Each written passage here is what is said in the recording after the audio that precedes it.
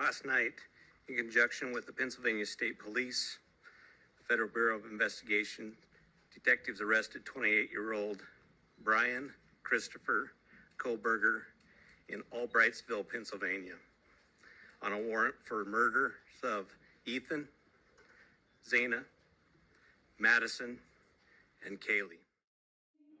In the early hours of November 13, 2022, the unthinkable happened when 4 university students were fatally stabbed while they slept in an off-campus home in Moscow, Idaho.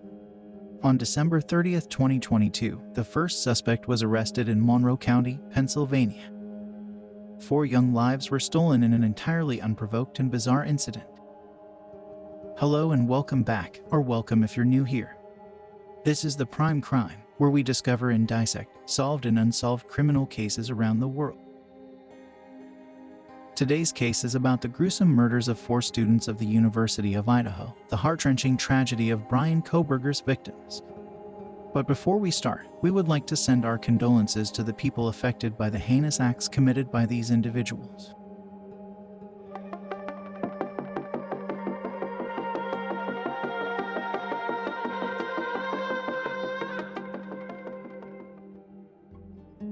Nestled snugly in the rolling hills of Pelews, the town of Moscow, Idaho, is home to 24,000 residents, most of whom rent their houses.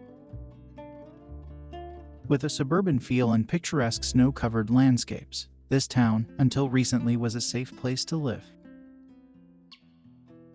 It is famous for being home to the University of Idaho, which offers land-grant research and has a higher acceptance rate than most. This town is usually brimming with young people and late-night parties are pretty common. The sororities and fraternities are welcoming and not particularly exclusive either.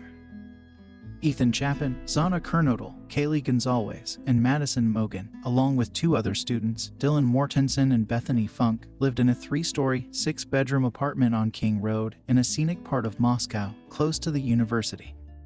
According to friends, the house was always welcoming and well-kept. The young adults were happy and close as a family, spending time with each other through thick and thin.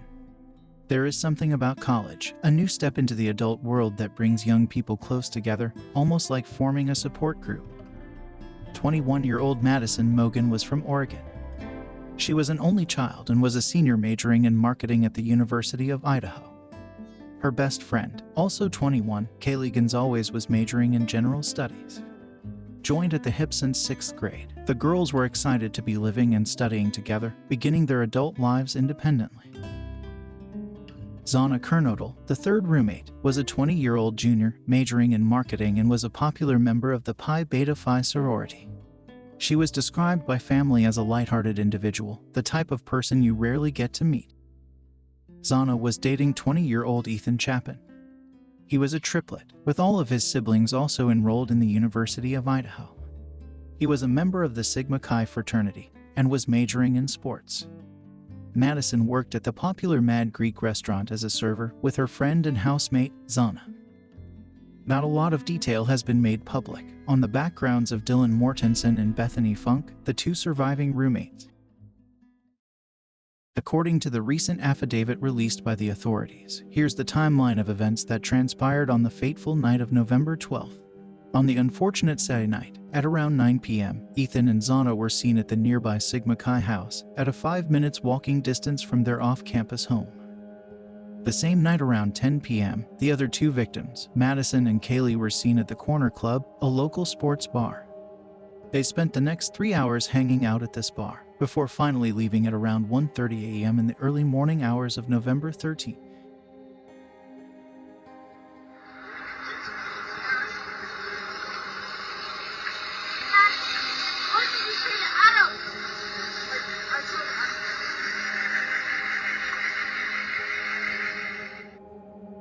In this video, they can be seen walking toward the local grub truck, a 6-minute walk from the Corner Club bar. The man seen in the video with Kaylee and Madison has been cleared of any involvement in the crime. At 1:41 a.m., the girls walk into the CCTV frame of the grub truck. They were streaming live on Twitch for more than 3 hours at this point. They order carbonaras and proceed to wait for their food for the next 10 minutes. The guy in the hoodie seen in the video raised many eyebrows online. but police have cleared the man of any involvement. At 1:51 a.m., Madison and Kaylee then get picked up by a car service and are dropped off at their house on King Road just 6 minutes later. At the house, they are met with Zana, Ethan, Dylan, and Bethany. After some brief conversations, all of them head into their rooms. Little did they know, it would be the last time they would see each other alive. According to reports, Kaylee then called her ex-boyfriend Jack 10 times between 2:30 and 3 a.m. Kaylee and Jack had dated for 5 years before taking a break recently. While the recent breakup might look like a motive for the murders, Kaylee's family is completely backing up Jack, and police have cleared him of any suspicion as well. At 4 a.m., Zana received a DoorDash delivery. The order was left at the front door as the delivery was contactless. According to the affidavit, the surviving roommate, Dylan Mortensen, woke up around 4 a.m. to what sounded like Kaylee playing with her dog on the 3rd floor of the house. Shortly after, she heard someone say, "There's someone here." At 4:12 a.m., phone records indicate that Zana was on her phone using the TikTok app. Around the same time, Dylan recalls hearing crying and whimpering sounds coming from Zana's room, followed by seemingly a man's voice saying something to the effect of, "It's okay, I am going to help you." Just 5 minutes later, at 4:17 a.m., a neighbor's surveillance picked up crying sounds followed by a loud thud and dog barking. Dylan then comes out of her room for the 3rd time, and this time she sees a figure clad in black clothing and a mask that covered the person's mouth and nose walking towards her. In the affidavit, she described the figure as 5'10" or taller, male, not very muscular but athletically built, with bushy eyebrows. The man walked past her and out the sliding door as she stood in a frozen shock phase. She stated that she did not recognize the male. A little over 8 hours after the estimated time of the murders, the 2 surviving roommates frantically called 911 to report an unconscious person. Soon after, the local police showed up and a grisly discovery was made that shocked the college town to its very core. The tight-knit community of Idaho was now the center of attention for one of the most savage killings the state has ever seen, all while the killer remained at large.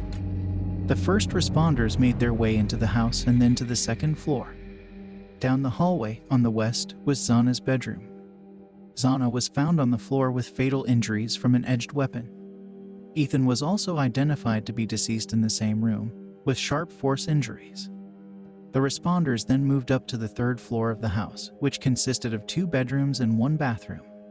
Madison and Kaylee, the childhood best friends, were found dead in the same room, in the same bed. Both the girls had visible stab wounds that they eventually succumbed to. It is highly possible that Kaylee was the last to die, and she may have seen the killer entering her room in the dark, hence her cry of, "There's someone here," as heard by Dylan. It's important to note here that Kaylee's injuries were significantly more brutal than the other 3 victims. Ethan and Zana were in the 2nd floor bedroom while Kaylee and Madison were on the 3rd floor. Is it possible that the murderer's wrath was directed at Kaylee, while the other 3 just happened to be in the way? What are your thoughts on this? Kaylee and her ex-boyfriend Jack's shared dog was unharmed in this incident. It is still unclear what the dog's physical location was inside the house at the time of the murders, but police have clarified that he hasn't tampered the crime scene. According to the affidavit, a tan leather knife sheath was spotted on the bed next to Madison with a United States Marine Corps Eagle Globe insignia stamped on it. The evidence eerily looked like a killer's call sign, a mark to leave behind. While the collected crime scene evidence was in processing for any DNA match, a white Hyundai Elantra was stopped on December 15, heading towards eastbound I-70, by a Hancock County Sheriff's deputy.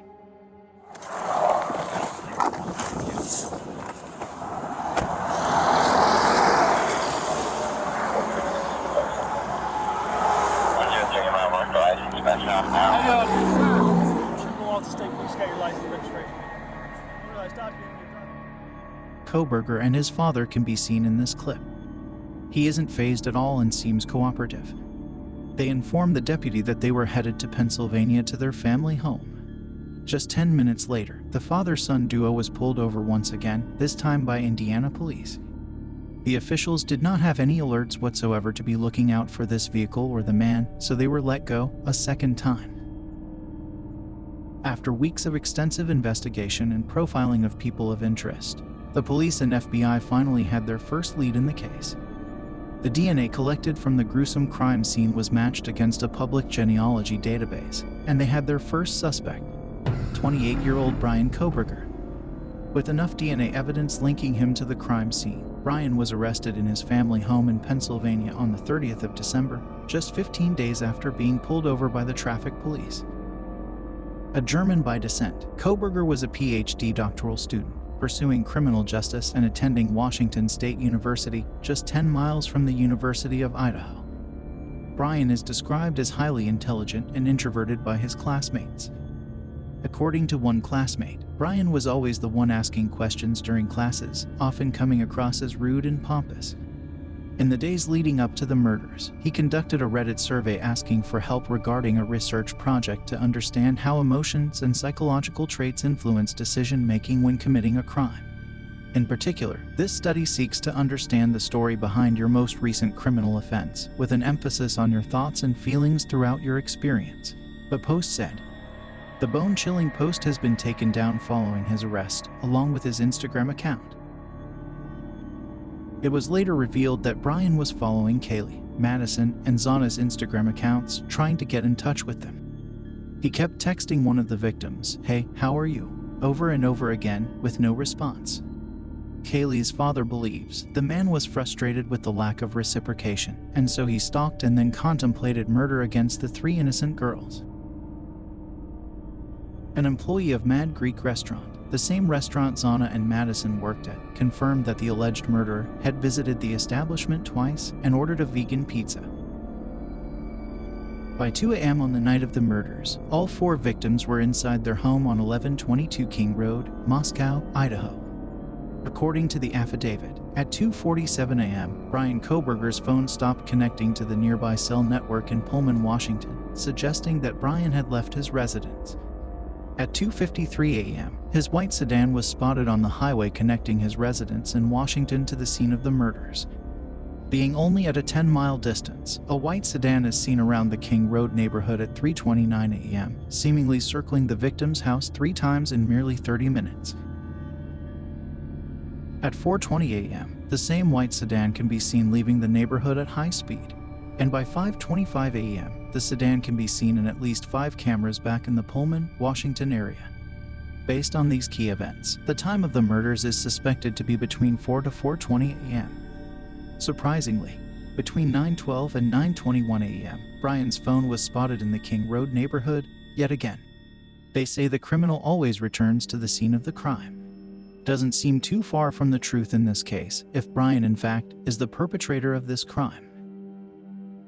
It was later revealed that Kohberger had been circling the victim's neighborhood for the past few weeks, as his phone records place him there nearly 12 times, in the late night and early morning hours, in the weeks leading up to the horrific murders. After linking Bryan to the scene of the crime with his DNA, police obtained a search warrant for his apartment. They found a lot of DNA and other evidence to be able to convict him of the crime. In particular, the stain covers and pillow casing, as well as strands of hair, both human and animal. Following his arrest on the 30th of December in the state of Pennsylvania, Kohberger was extradited back to Idaho on the 3rd of January 2023 on the charges of felony burglary and 4 counts of first-degree murder. According to reports, Bryan has been cooperating with the authorities and is eager to be exonerated of the charges. However, in one of his mugshots from his initial arrest, Bryan can be seen wearing a turtle suit or an anti-suicide smock. It's a kind of protection garment that detained individuals are made to wear if the authorities suspect suicidal tendencies in them. Could it be possible that Bryan was not as calm and collected as he's made out to look during his initial arrest? According to close friends and family, Bryan Kohberger was an intellectual guy who was very interested in the way the mind works. In his high school years, Bryan was ruthlessly bullied for being overweight and socially awkward. He was known for having a hard time picking up social cues. Built-up resentment and rage from a lifetime of bullying, coupled with his knowledge of criminology, could have resulted in a deadly combination of the criminal mindset of Bryan Kohberger. It is still possible that Bryan is entirely uninvolved, but the evidence sides with him being the sole perpetrator. There is to be a 6-month gap before the preliminary hearing, allowing the prosecutor to gather more evidence against Brian for a solid trial. If found guilty, he may be facing the death penalty and is currently held on charges of 4 counts of murder and 1 count of felony burglary. How someone like Brian, with no significant history of crime, can suddenly be the suspect in the horrific murders of 4 innocent individuals is hard to imagine. People that have known him his entire life describe him as a friendly person and extremely helpful. It's chilling how a monster can hide behind a sincere person's facade for years before finally being let out in a tragic turn of events. Justice is still far away as the officials tirelessly work towards gathering more evidence to incriminate Brian Kohberger. However, the first arrest has certainly provided some much-needed relief to the victims' families. The fear that hung in the air in Moscow has now turned into anger and longing for justice. In the meantime, don't forget to subscribe to our channel for updates on this case as well as for more interesting criminal cases around the world. Also, please like the video. That lets YouTube know you're enjoying what you're watching and be a part of our Prime Crime family.